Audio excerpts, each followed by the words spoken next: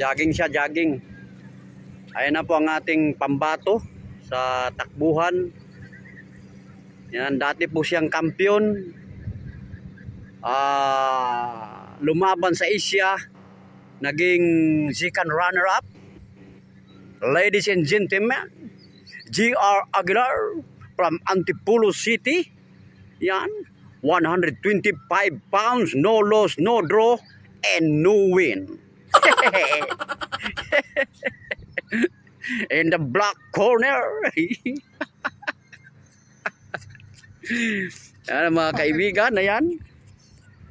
Lapit na po ang kanyang laban. Abangan nyo po sa sa UFC Binigar. Ayan oh. Parang manok pa oh.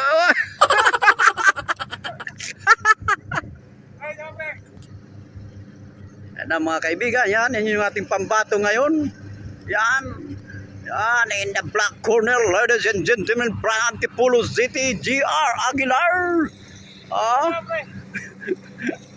125 pounds, no loss, no draw, and no win.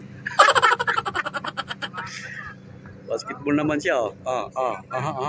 Slam dunk mo pre, slam dunk.